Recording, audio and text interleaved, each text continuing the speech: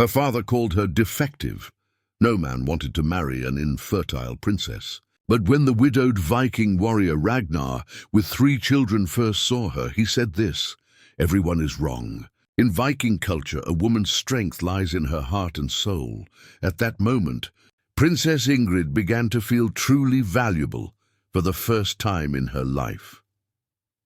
In one of the coldest winters of northern Scotland, in 1348, great sorrow was experienced at Dunvegan Castle. Princess Ingrid, despite reaching the age of 16, still had not begun menstruating. The news given by court physician Master Robert had devastated the royal family.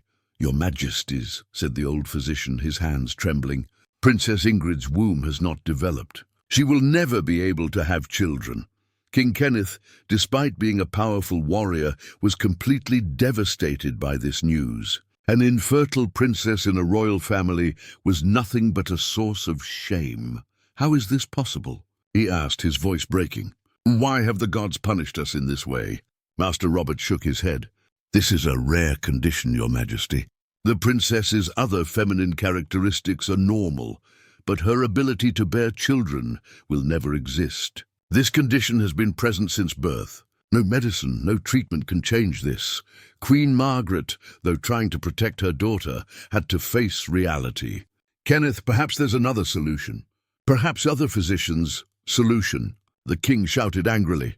"Which prince would marry an infertile woman? Which kingdom would ally with us knowing we have such a princess?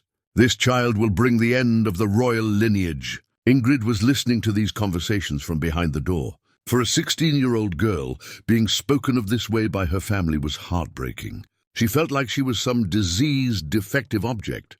That night she cried herself to sleep, feeling completely alone. As months passed, Ingrid's condition became known throughout the kingdom. Young lords would stay away from her, servants would whisper behind her back. Even the court ladies looked at her with pitying eyes. "Poor princess," the kitchen staff would say among themselves. "So beautiful but completely useless. What man would want such a woman? What use is a wife who cannot continue the lineage? What will the king do?" Another would ask, "If this girl never marries, it will be a great shame for the royal family. Maybe he'll send her to a monastery," another would say. "At least there no one will see her." These words constantly reached Ingrid's ears. She was discussed in every corner of the castle. As if her very existence was a problem, Ingrid was indeed very beautiful. Her golden hair sparkled in the sunlight. Her sea-blue eyes were deep and carried an intelligent expression. Her graceful posture and delicate hands made her one of the most beautiful women in the kingdom. But her beauty was of no use. When she turned 17, the first official suitor came. Prince William from the neighboring kingdom had come to discuss marriage. Ingrid was experiencing the greatest excitement of her life. Maybe finally someone would want her. She prepared for weeks. She had special clothes made, had her hair done in the most beautiful way, used perfumes and jewelry. Looking in the mirror, she found herself beautiful. She was going to meet a man seriously for the first time, but the moment she met Prince William, her world collapsed. The young prince's facial expression completely changed the moment he learned of Ingrid's condition. Surprise, then disgust, then discomfort he tried to politely hide. "Excuse me," the prince had said, hesitating as he reached to kiss Ingrid's hand. "I'm a bit tired. Perhaps we can talk later."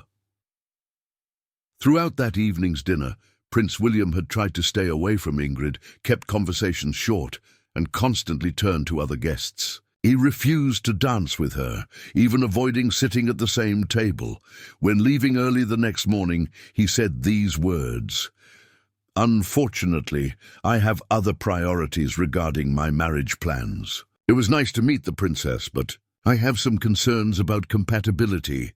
This rejection had opened a deep wound in Ingrid's heart.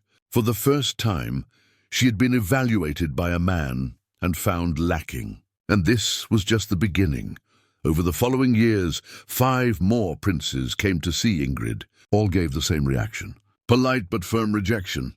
Ingrid's beauty, intelligence, or character didn't matter at all. The only thing that mattered was her infertility. She received an even worse reaction from the second suitor, Prince Alexander. The young prince had openly shown disgust when he learned of Ingrid's condition. Marrying such a woman, he had said to his father privately but loud enough for Ingrid to hear, would risk both my dignity and my lineage's future. This is unacceptable. The third suitor, Prince Edmund, had behaved even more cruelly. An infertile woman, he had said, cannot give any man what he needs. Such a marriage would just be a waste of time. Each rejection wore away a bit more of Ingrid's self-confidence. By the time she turned 20, she had completely lost hope. Being unmarried at her age in royal circles was considered almost scandalous. All the young women of the court had long since married and had children. Ingrid, her father had said one day, as her birthday approached, "You are a very precious girl, but your condition makes marriage difficult. Perhaps in the future. But right now it doesn't seem possible. Perhaps never," Ingrid had completed, tears beginning to well in her eyes. "I will never be able to be a normal woman. No one will ever want me. I'm just a source of shame for our family." This conversation had made Ingrid's mental state even worse. She was now 22 and still unmarried. She had become a burden to her family. The court's chief lady-in-waiting, Lady Catherine, constantly made comments about Ingrid's situation. "What a shame," she would say to the other ladies. "If not for that flaw, Ingrid would be the most beautiful girl in the kingdom. But unfortunately, no man wants to marry an infertile woman. This is an unacceptable situation for men." "Yes," Lady Margaret would also say. "Why would a man marry such a woman? He won't be able to continue his lineage, won't have children to leave his inheritance to.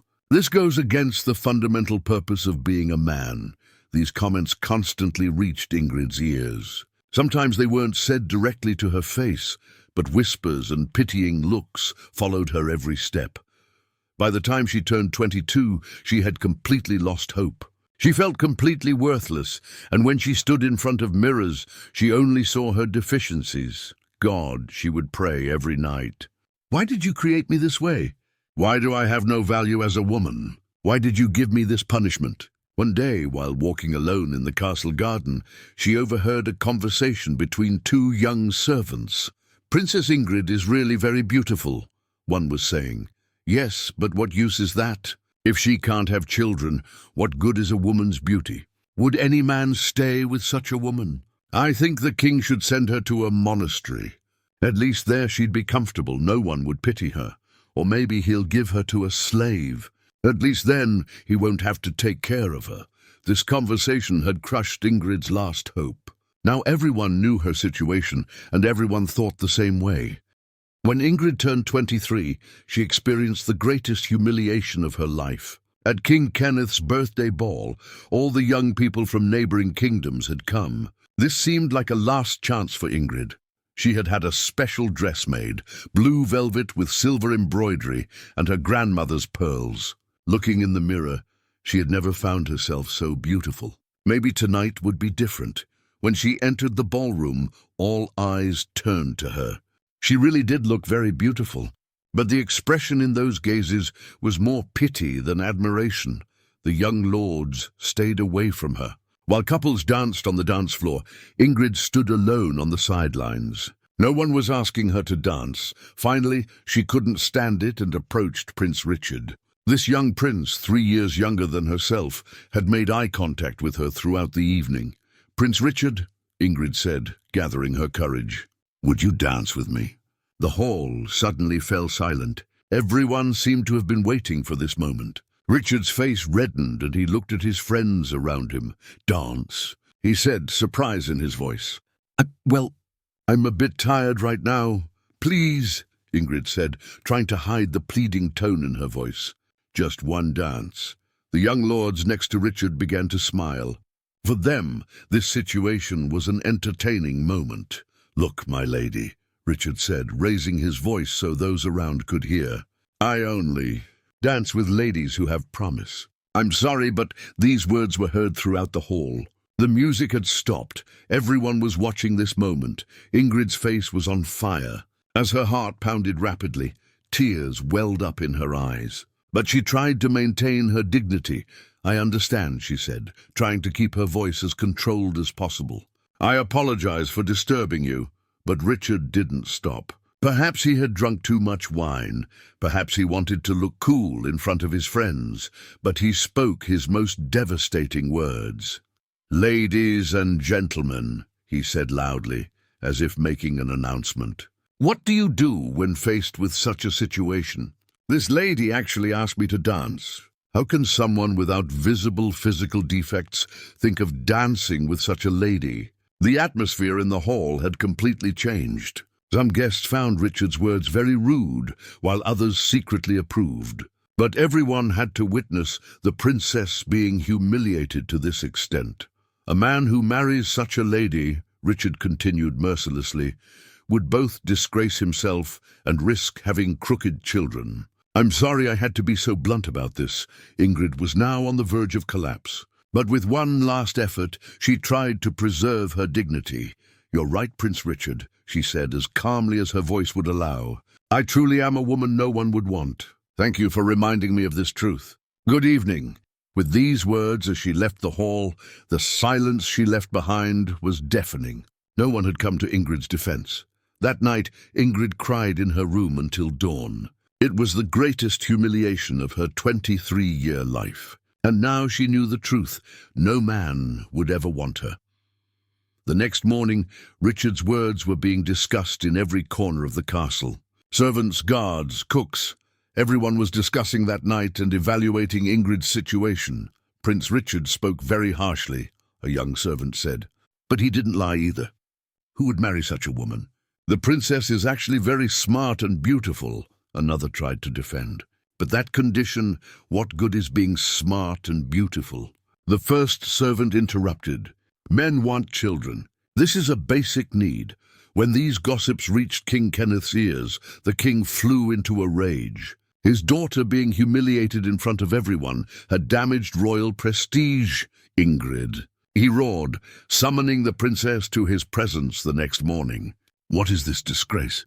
You were rejected in front of everyone." When Ingrid stood before her father, all the pain from the previous night was still in her heart. She hadn't slept, only cried. "Father, I only offered to dance," she said, her voice still trembling. "Dance offer?" Kenneth shouted. "Don't you know your situation? You're not a normal princess. No one wants you." These words were even more painful than Richard's words, because they were being said by her father. "Kenneth!" Queen Margaret intervened. "Ingrid is already very upset. Don't be so harsh with her." "Harsh?" "Margaret, this girl is 23 years old. She hasn't received any proposals, and last night she was disgraced in front of everyone. She needs to face the facts." "What facts?" Ingrid asked, tears beginning to well in her eyes. "You are defective, Ingrid," her father said without mercy. "No man in this kingdom will ever want you. You're becoming a burden to our family." That afternoon, King Kenneth called an emergency council. Queen Margaret, Prince Duncan, Ingrid's older brother, and Chief Advisor Lord Alexander came together. "The Ingrid problem must be solved," Kenneth said directly. "This child cannot continue being a burden to our family." "What do you mean?" Margaret asked anxiously. Lord Alexander opened his documents. "Your Majesty, there have been reports from the north over recent weeks. Viking attacks have increased. 5 of our villages were burned, dozens of our citizens killed. But last week we captured a Viking warrior. What does this have to do with Ingrid?" Prince Duncan asked suspiciously.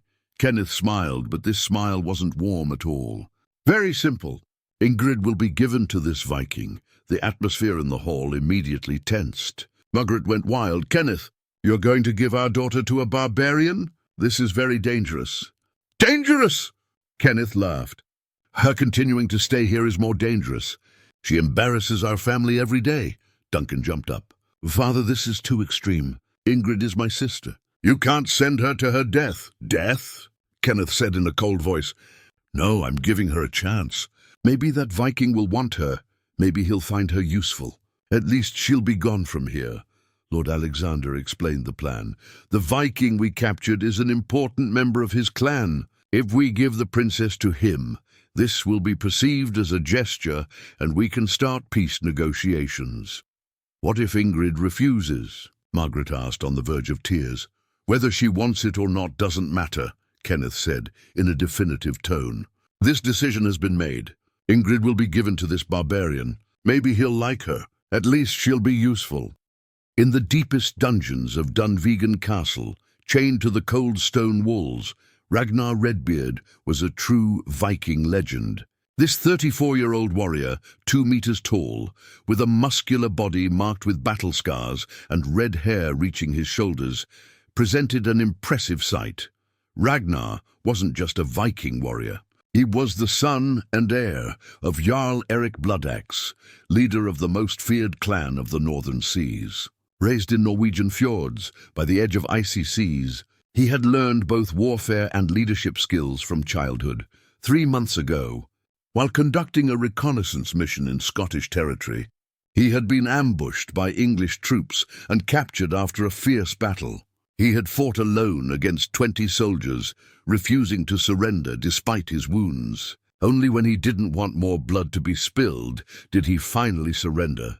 Despite being a prisoner, Ragnar's demeanor had never been broken. Every morning, he would pray to the old gods on the cold stones of the dungeon cell, asking Odin for wisdom, Thor for strength, and Freya for love.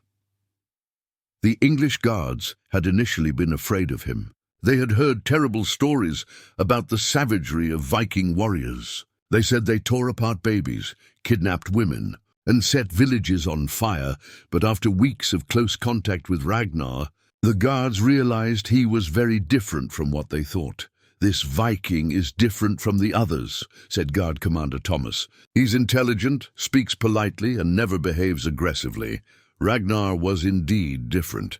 He was a leader who had learned to rule not just with strength, but with wisdom. Viking culture had taught him that the strong must protect the weak, but Ragnar's life held great pain. 3 years ago, his wife Astrid had died in childbirth. It had been a very difficult birth, and both mother and baby had died. She left behind 3 small children, 8-year-old Magnus, 6-year-old Erik, and 4-year-old little Freydis. A Viking's true worth, he would say. Philosophy learned from his father is revealed not in how strong he is, but in how just he is. After losing his wife, Ragnar had tried to care for his children alone. But for a man, this was very difficult. The children needed a mother, especially little Freydis, who constantly asked about her mother. During his days in the dungeon, Ragnar was curious about English culture and had long conversations with the guards. Through his sharp intelligence, he had perfectly learned their language and analyzed their social structures. "In your country," he had asked Guard Thomas one day, "how do you treat strong but different-looking women?" Thomas had thought, "What kind of difference are you talking about?" For example, women with physical defects but who are intelligent, brave, and honorable. "Such women generally can't marry," Thomas had said. "No one wants them. We actually have such a princess in our kingdom. She was born infertile. No one wants to marry her." This information had left deep impressions in Ragnar's mind. In Viking culture, physical differences were sometimes interpreted as special signs from the gods. In our culture, Ragnar had said, different women become the strongest shield maidens. Because life has strengthened them, Thomas had been surprised. What is a shield maiden? Female warrior. Viking women can fight as bravely as men. But real strength is not physical, it's spiritual. Strength grows inside, in the soul. Ragnar's value system was completely different. He saw beauty not just in external appearance, but in strength of character. The strongest women he knew in his clan were usually those who had struggled with difficulties. "My mother was like that too," Ragnar had said one day. "Her left arm was crippled from birth, but she was the bravest warrior in the clan. My father loved her for that." On long winter nights, in the cold of the dungeon, Ragnar would think about the future. His clan would certainly come to rescue him, he was sure of that. But he wondered what this captivity would teach him. Every night as he prayed to the gods, he expected them to show him a sign. "Odin, All-Father," he would pray, "is this dungeon a punishment or a teaching?" Ragnar's most important quality was his ability to empathize. He could feel others' pain, and especially stood by those who suffered injustice. This quality made him not just a strong warrior, but a natural leader. Be strong, but show mercy, he would say to himself. Win victory, but win it justly. After King Kenneth's decision, Ingrid was informed of the situation. The 23-year-old princess stood in her father's room and received the most shocking news of her life. "Father," Ingrid said, her voice trembling, "are you really going to give me to a Viking?" "Yes," Kenneth said coldly. "This decision has been made. We'll see if that warrior wants you or not." Ingrid's world had completely collapsed. "But father, you're sending me to my death. Vikings are barbarians." "Barbarians?" Kenneth laughed. "You're already a woman no one wants. At least you might be useful to him." These words had completely finished Ingrid. Her own father saw her this way. The next day, Ingrid was taken to the dungeons to see Ragnar. Her heart was beating so fast she could barely breathe. She had never seen a Viking in her life. She had only heard terrible stories. When the dungeon door opened, Ingrid met the most impressive man she had ever seen in her life. Ragnar, despite his chains, was standing. With his large frame, red hair and sharp blue eyes, he looked like a true warrior. But there wasn't the savage look Ingrid had expected. Ragnar's eyes held intelligence and nobility. Ragnar was also surprised when he saw Ingrid. He hadn't expected such a beautiful woman. With her golden hair, sea-blue eyes and graceful posture, she was a true princess. But he also noticed the sadness and fear in her eyes. "Who is this?" Ragnar asked in English. Guard Thomas explained, "This is Princess Ingrid. The king is giving her to you. If you accept, you will be set free." Ragnar looked at Ingrid. In the young woman's eyes, he saw fear, shame, and deep sorrow. This situation felt familiar to him. He had seen rejected women in his own clan too. "Why?" Ragnar asked. "Why are they giving away such a beautiful woman?" Thomas hesitated. "The princess is infertile. She can't have children. No one wants to marry her." Ragnar's facial expression changed. Not pity, but understanding appeared. In Viking culture, a woman's value wasn't tied solely to her fertility. "Princess," Ragnar said gently. "Look at me." Ingrid hesitantly raised her head. In Ragnar's eyes, she saw something she hadn't expected. Compassion. Is bearing children a woman's only value? Ragnar asked. Ingrid was surprised. She hadn't expected such a question. "Everyone says so." "Everyone is wrong," Ragnar said in a firm tone. In Viking culture, a woman's strength lies in her heart and soul. Bearing children is just one ability, but it's not the only ability. These words had greatly surprised Ingrid. For the first time in her life, a man was evaluating her this way. But Ingrid said in a trembling voice, "I'm just a burden. Even my father said so." "A burden?" Ragnar's voice hardened. "Who told you this?" "My father, everyone." Ragnar became angry. "A man who treats his own daughter this way is not a warrior. He is cruel." This was the turning point of Ingrid's life. For the first time, a man was defending her. "Princess Ingrid," Ragnar said in a formal tone. "I am Ragnar Redbeard. My proposal to you is this. Come with me. I will show you the value that no one has given you." "But," Ingrid said, still afraid, "what use could I be to you?" "Use?" Ragnar smiled. "Perhaps those who think you're useless are wrong." Ragnar's answer was unexpected. Even Guard Thomas was surprised. It wasn't common for a Viking warrior to speak so gently. "Princess," Ragnar continued, "I will tell you the truth. I have 3 children. My wife died in childbirth 3 years ago. My children need a mother." Ingrid was surprised. "Are you taking me to be their mother?" "No," Ragnar had said in a determined tone. "I'm taking you to be my wife. If you choose to become a mother to my children, that will be your decision." This approach had greatly impressed Ingrid. Ragnar was giving her the right to choose. For the first time in her life, someone was giving her the opportunity to choose her own destiny. "But I can't have children," Ingrid said, deep sorrow in her voice. "Having children and raising children are different things," Ragnar said. "My children already exist. They need someone who can give them the love and care they need." Thomas, hearing this conversation, couldn't hide his astonishment.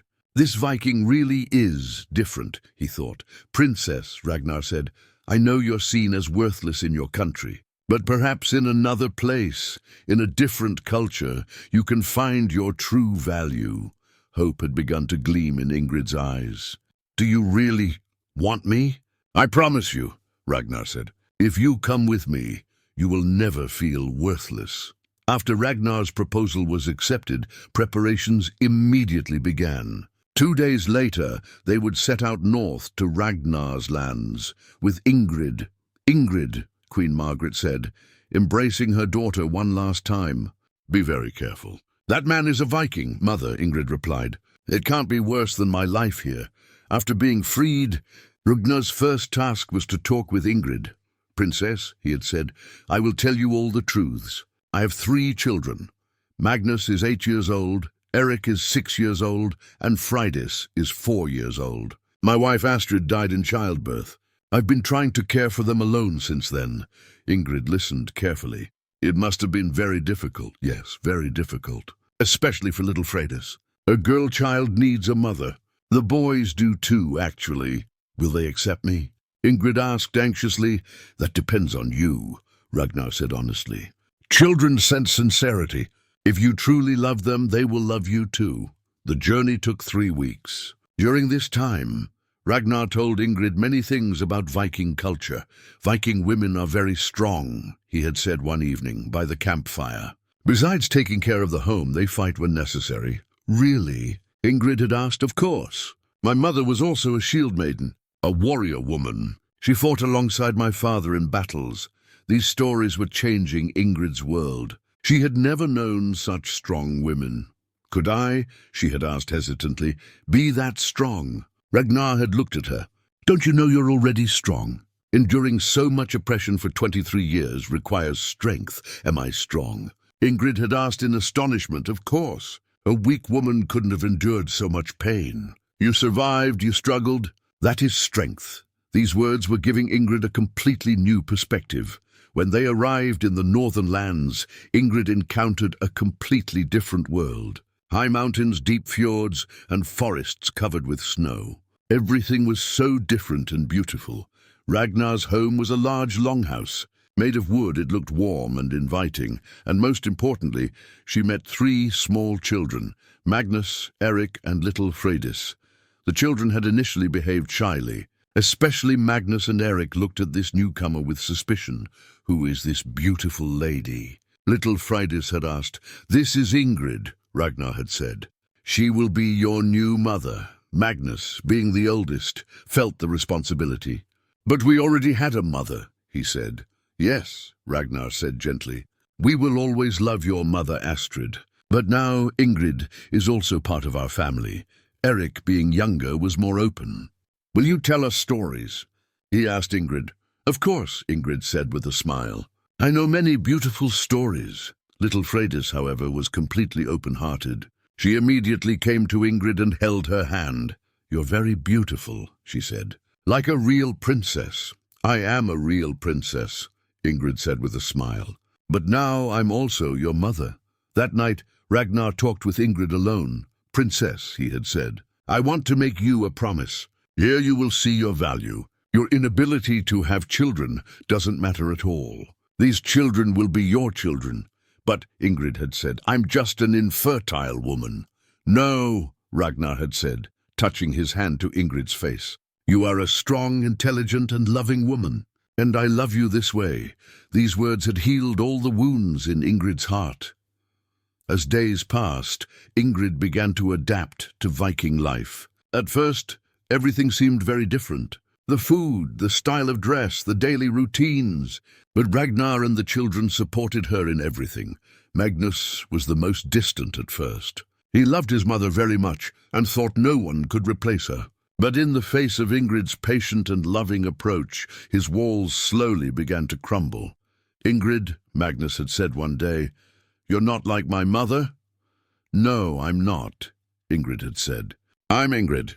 Your mother was Astrid, and she will always remain your mother. I'm just someone else who loves you. This honest approach had impressed Magnus. Eric had adapted more quickly. Ingrid was teaching him to read and write. You're very smart, Ingrid would say. Maybe one day you'll be a great Viking warrior. Little Freydis, however, had completely attached herself to Ingrid. She had started calling her mother. When Ingrid heard this for the first time, her eyes filled with tears. Ragnar watched this change with satisfaction. "The children love you very much," he had said one evening. "I love them too," Ingrid had said. "I've never felt this way. It's as if I'm really a mother."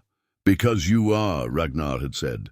"Motherhood isn't just about giving birth. It's about love, about care."